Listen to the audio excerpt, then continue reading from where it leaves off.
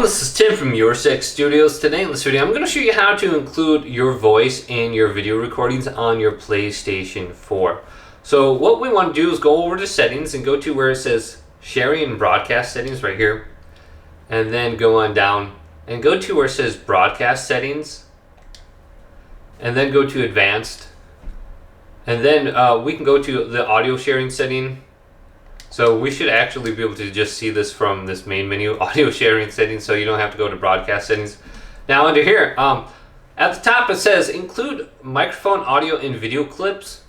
Just make sure this is checkmark, and it'll include microphone audio when the headset is attached with your gameplay recording. So make sure this one is checkmark. And then if you want to get your friend's voice in here, you have share audio party as well. Video clips and broadcasts will include all audio from players in the party who will allow their voices to be shared.